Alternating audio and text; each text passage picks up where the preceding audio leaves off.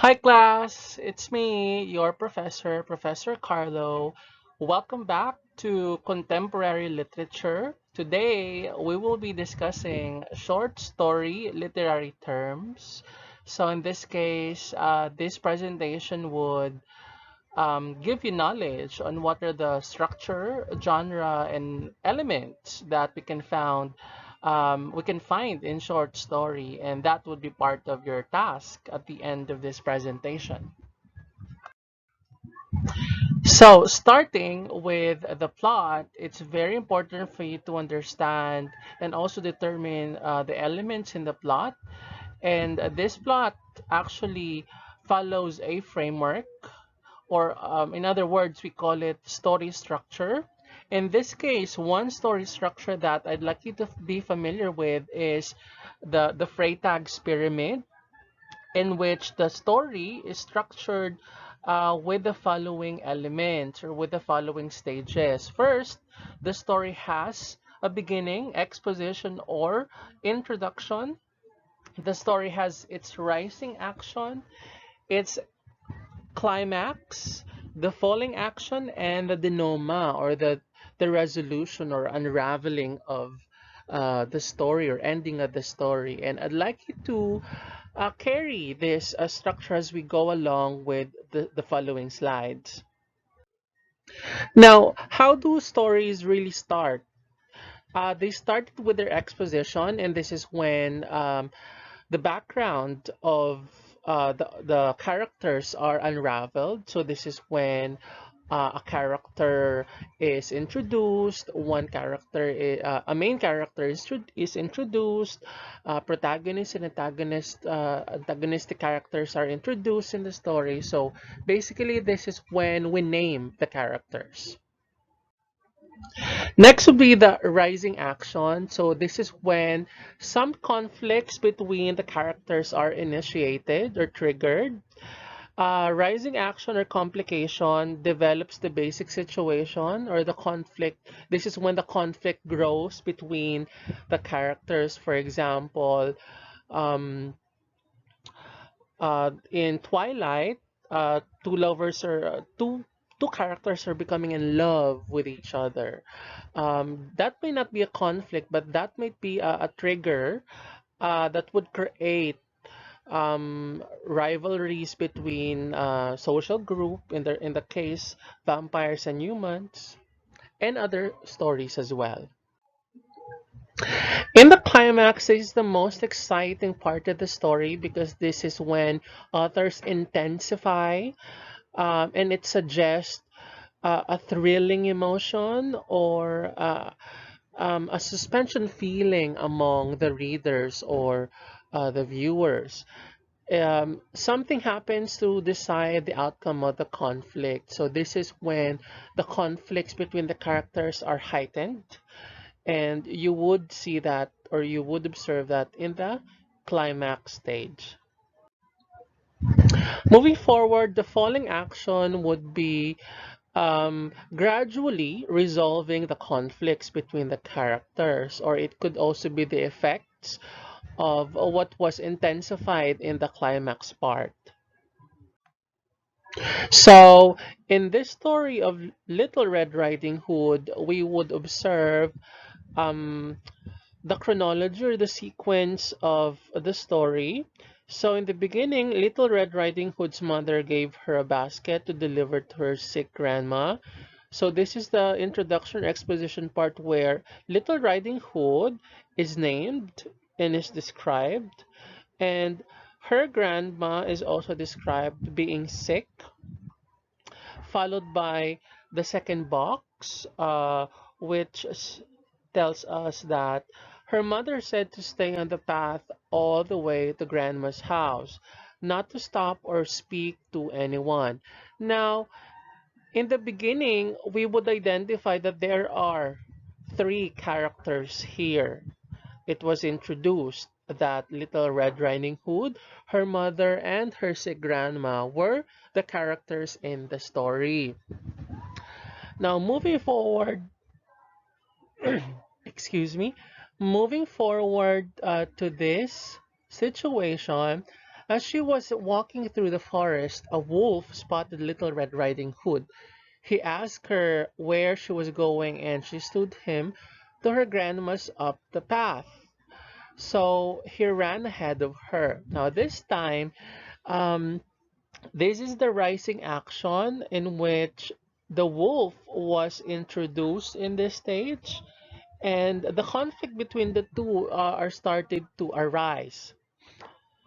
Next, when Little Red Riding Hood got to her grandma's house, the wolf had already arrived and eaten her grandmother. However, Red Riding Hood didn't know this and entered. And this is uh, the climax part, because in the previous box, in here, it was shown that the conflict was already created between the two, since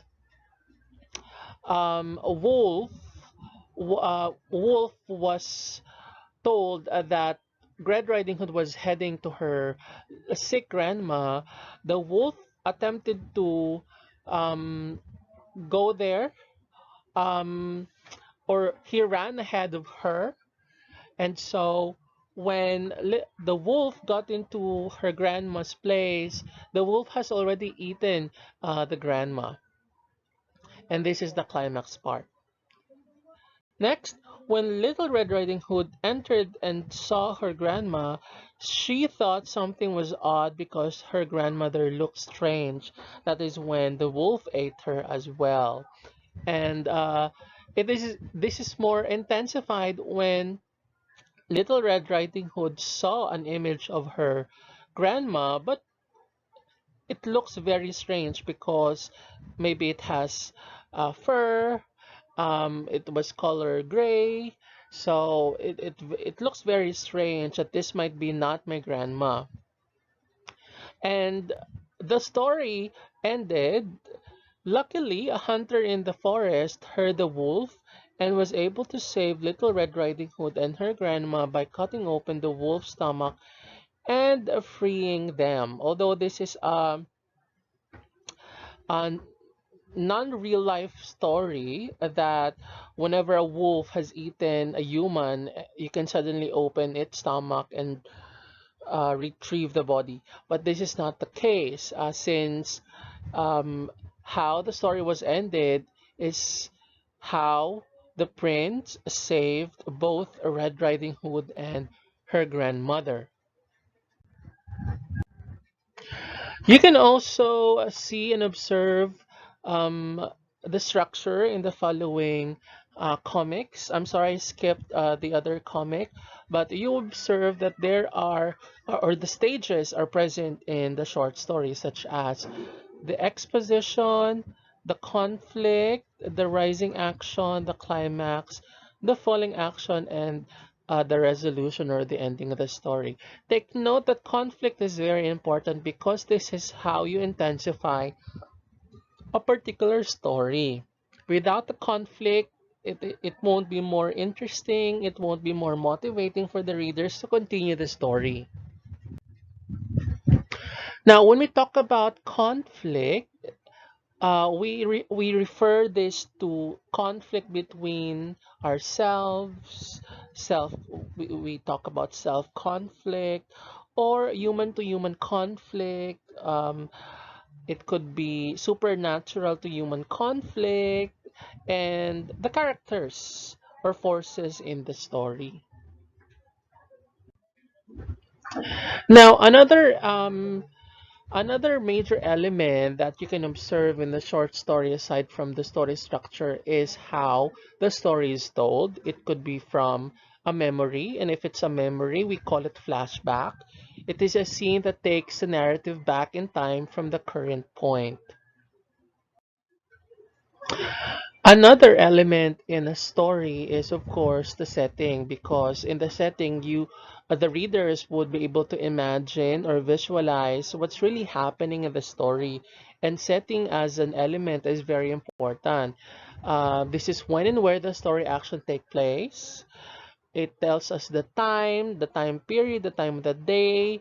Generally, it refers to when did the story happen. At the same time, the place or the location, such as the country, the state, the specific location, refers to where did the story happen.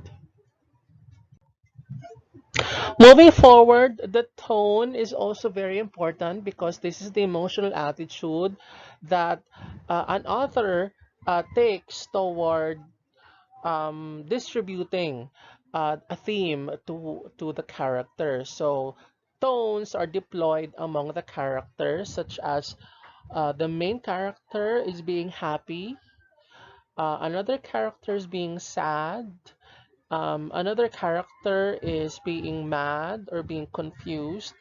And so these tones are distributed among the characters, or in a character, he or she may be experiencing different tones across um, the storyline or the story timeline.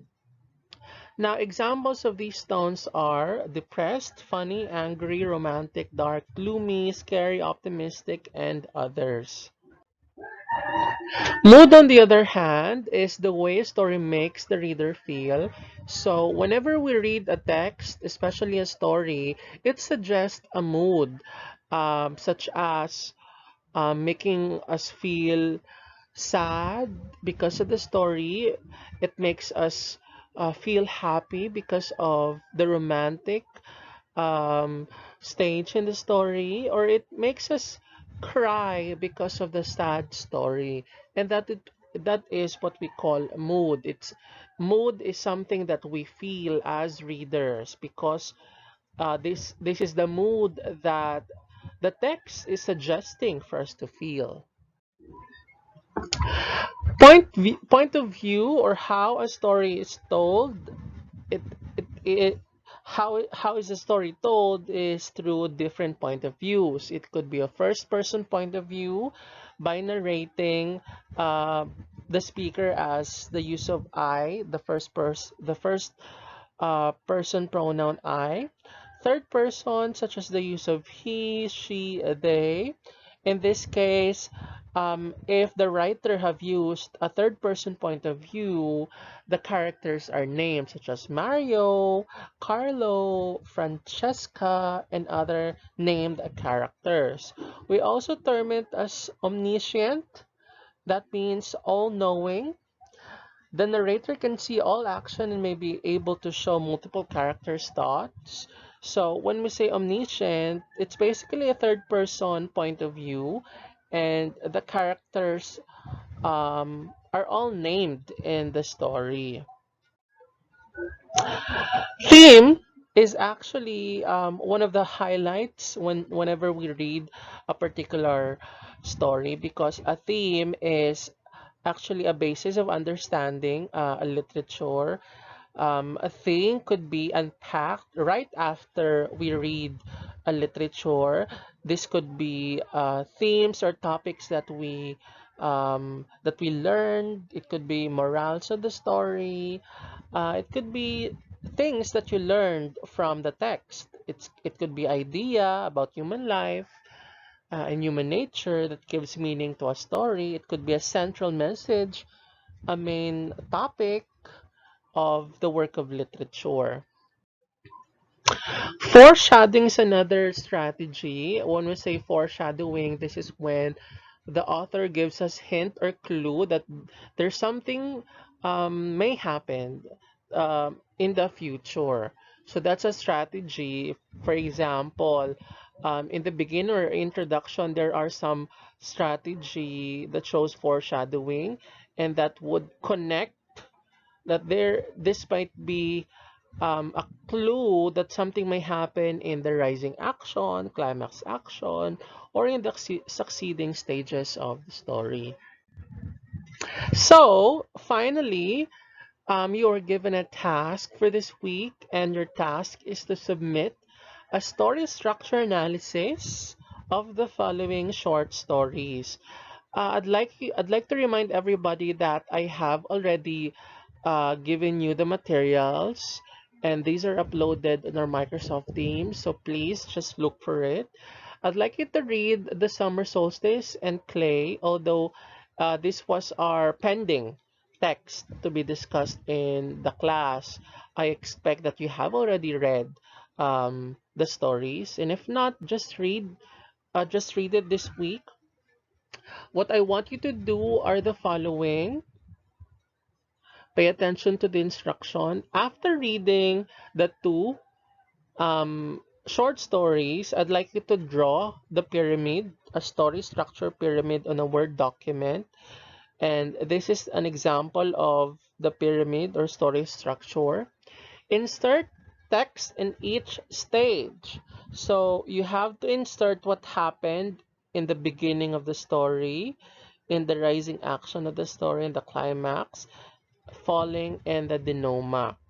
So 5 sentences may be fine. Just summarize the introduction. Just summarize the stages of the story. Save and upload the document on the assignment tab on our Microsoft Teams. So please just look for the assignment tab and look for the story structure analysis task. You can also be creative. Okay, I'd like to suggest this. You can be creative. You can draw, or you can post or paste pictures here, pictures there, so that I can also imagine or visualize what's really happening in every stage. So this is our task.